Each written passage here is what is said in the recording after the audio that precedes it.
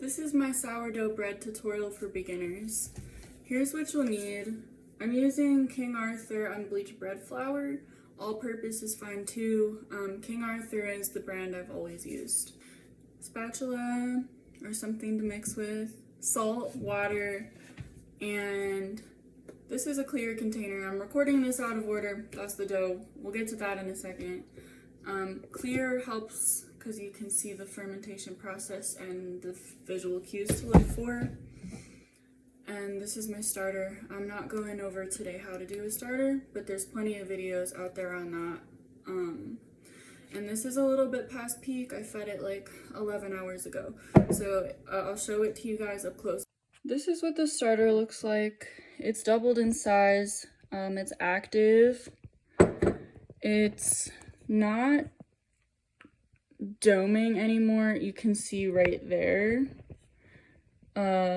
those streaks. It started to fall just slightly, so I like to use it at peak or after peak. I measured out 350 grams, so I'm gonna start with 340 grams and reserve 10 grams. 100 grams of sourdough starter. You'll see it's floating. That means it's very active and ready to use. Just mix until this starter is dissolved. And the water I used is a little bit below room temperature. The reason is because I leave my dough overnight. So it's a little bit of a longer fermentation. So with sourdough, it ferments slower at cooler temperatures and faster at warmer temperatures.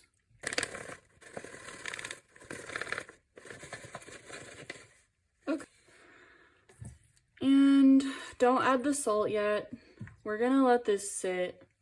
You can let it sit for 15 minutes up to an hour or two. I'm not a professional. I'm just an amateur who's been doing sourdough for over a year now. But this step does help just to let the flour start absorbing the water. So I'm really just gonna mix with my spatula until there's no more white pieces.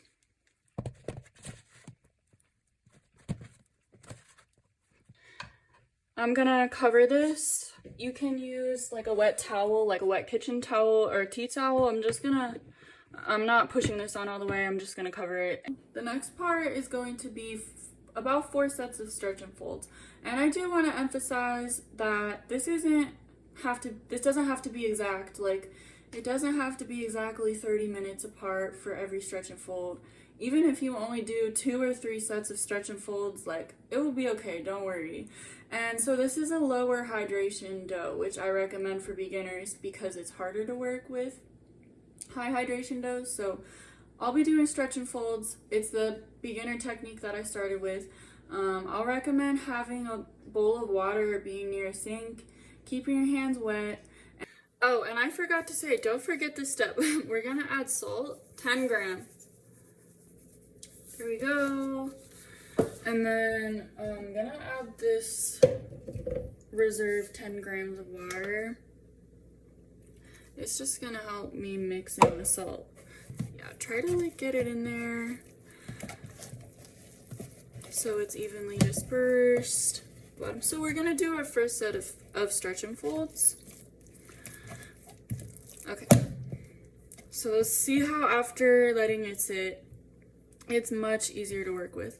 So I'm gonna wet my hands, and so you're gonna be going under. I am gonna stretch it and pull it over. Then I'll turn it, what is that, 90 degrees? Yeah. So I'm like going under here, not just pulling from the corner, but I'm gonna go under, and I'm pulling it. I don't wanna break it, but I am pulling it. And like I said, these will get more gentle as we go on. And yeah, I'm gonna try to work quickly. And I'm just gonna do these until it feels like it doesn't want to stretch. it's getting harder to fold, so I'm just gonna leave it and cover it with your wet towel or whatever you're covering it with. I'm back from my second set of stretch and folds, so I'm gonna wet my hands. The dough has relaxed a little bit here, but it's the same thing, and you'll see it's a lot more flexible now. So I'm just doing the same thing. I'm being slightly gentler this time than the first time.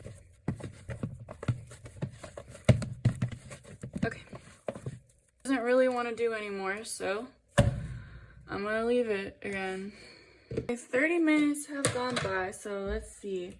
I'm wetting my hands and I'm doing my third set here, and I'm gonna be a lot more gentle.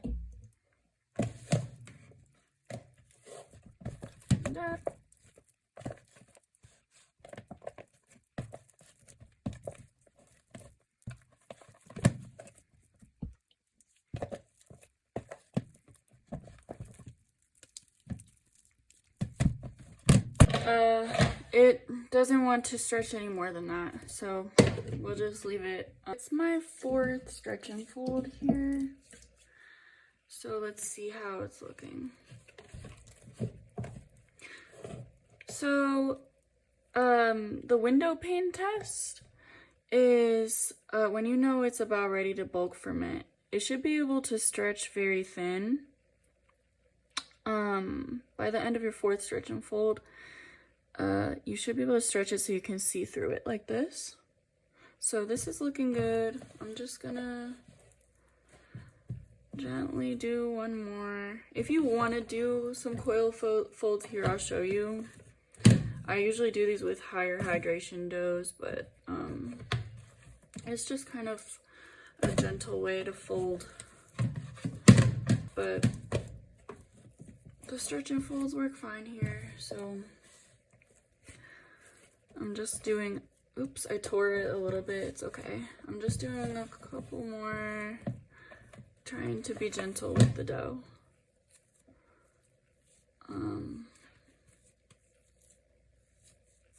And since it tore, I'm just gonna leave it here. It passed the window pane test. So some people will like cover it all the way, some people don't. I'm just gonna like place it over so it doesn't dry out. But all right, so wow, as you can see,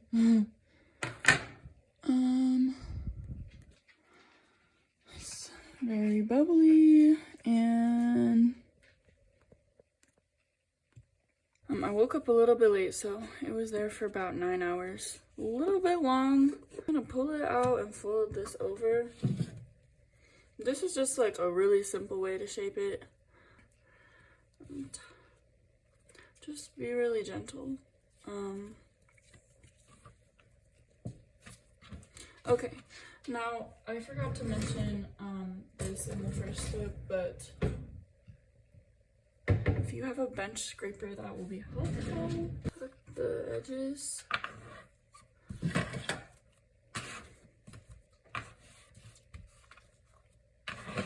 I just want to push this under, but this will help shape it. So, and there's other ways to shape petard, but there's just like a simple way. I'm gonna pinch it a little bit, and then grab a grocery bag. I'm gonna pinch the ends. You can use like a shower cap, but this is fine. I'll just put that on the bottom so there's no air and put it in the fridge. So I did my second cold proof in the fridge for about, what time is it? It was like 6 hours. And so just gonna be honest, this dough is slightly over fermented. I think it's because it's starting to get warmer. Maybe my kitchen was warmer than I thought, but I'm just still gonna be showing this as a part of trial and error. So we're just gonna work with it and see how it turns out. So yeah, it is a little bit overproofed, but let's see. Oh, and side note, if you don't have a Banneton like this, You could shape it like a circular loaf and use like a bowl with a tea towel. You can even do your shaping proof in a loaf pan, just an FYI. Okay.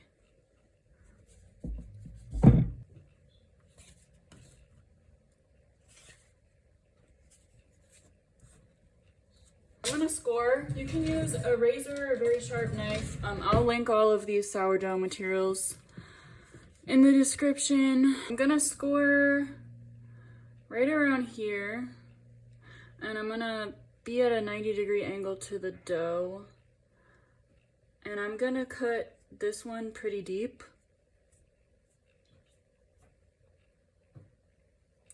And then I'll go in again, flipping it so that I'm going more parallel with it,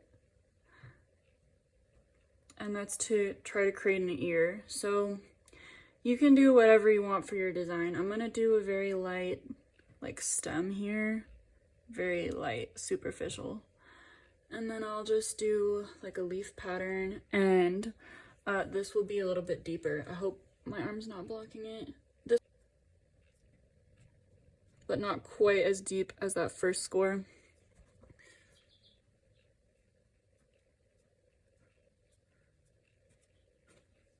So, my Dutch oven has been preheating with the lid on in the oven. I preheat it to 455. I'll turn that down to 450. You can use parchment paper, or you can also just not use any paper. Just don't use like wax paper.